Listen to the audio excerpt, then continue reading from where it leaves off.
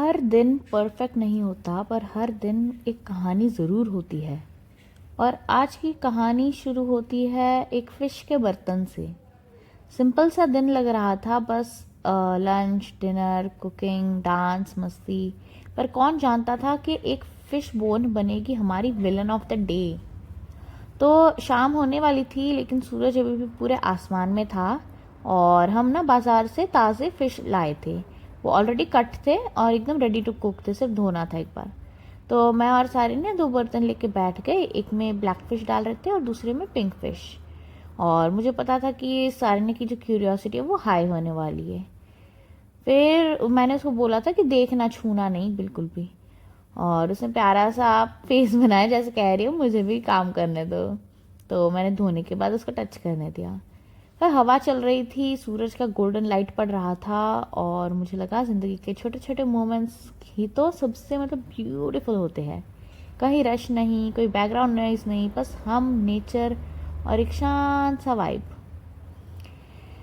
बस तभी फिर हमने खाना बनने रख दिया। अच्छे से हमने ग्रेवी बनाई। और यहाँ पे ना हमारे पास कोकम नहीं था। तो कोकम आपको पता होगा, एक फ्रूट होता है जिसे ड्राई किया जाता है और उसको सब्ज़ी, जैसे भिंडी की सब्ज़ी, फिश करी, इन सब में ऐसे डाला जाता है। तो उसका टेस्ट ना निखर के आता है, थोड़ा सा हल्का सा खट्टा मीठा ऐसा। और ये जो कोकम होता है ना, ये यूजुअली सिर्फ मोस्टली ये महाराष्ट्र साइड या फिर साउथ साइड ही मिलता है। तो जब भी मैं नॉर्थ में जाती हूँ तो ज़रूर एक पैकेट लेके जाती हूँ। और यही आदत मेरे सारे रिलेटिव्स को भी अब लग गई है यहाँ पे। और अभी यहाँ पे जहाँ उधर में तो यहाँ पे था नहीं कोकम यहाँ पे इनके पास। तो हमने ना वो उसका रिप्लेसमेंट मैंगो, जो कच्चा आम होता है ना, वो ढूंढा।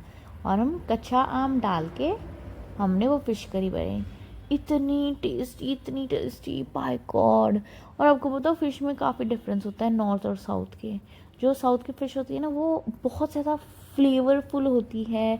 स्मेल भी उसका अलग ही आता है, नॉर्थ वालों को ये ज़रा भी पसंद नहीं आता। और फ़िश बनाओ ना तो पूरे विलेज को पता चल जाए और सब आ जाए, ऐसे हो जाता है। और जब नॉर्थ में बनाते हो ना, तो पता भी नहीं चलता, क्योंकि ना उसमें स्मेल आती है कोई, ना उसमें कोई फ्लेवर होता है, एकदम ब्लैंड सा होता है। पर हाँ, उसका टेस्ट पता है कैसा होता है, फैटी सा होता है, उसमें बहुत फैट्स होते हैं नॉर्थ वाली फ़िश में। और मुझे वो भी पसंद है, मुझे ये भी पसंद है। पर बट स्टिल अगर प्रेफरेबली बोला जाए ना, तो मैं साउथ की फ़िश ज़रूर ज़्यादा प्रेफर करूँगी, क्योंकि अब आदत हो गई है ना, बचपन से खा रहे हैं। तो जैसे आप भी, आपका जो स्टेपल फूड है फैमिली का, आपको भी वही सबसे ज़्यादा पसंद आएगा बाहर के खाने से। और लोग तो घूमने जाते हैं तभी भी अपने घर का खाना ढूंढते हैं वहाँ पे भी। तो बस वही होता है। एनीवेज, फिर अनूप आया अपना फ़ोन लेके और एक सॉन्ग लगा दिया और दोनों ही डांस करने लग गए, अनूप भी और सारन्या भी।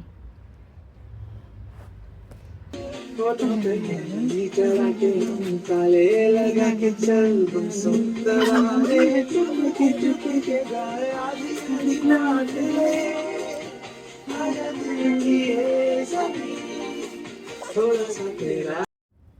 तो उन दोनों को डांस करते देख के ना मेरा भी मन हो गया। फिर मैंने भी बोला अब मेरी बारी है। और मैंने भी सोच लिया अब क्या करूँ। पर जैसे ही म्यूज़िक चालू हुआ तो बॉडी खुद मूव करने लगी। क्या होता है ना, जब खुशी सच्ची होती है ना, तो डांस स्टेप्स खुद बन जाते हैं।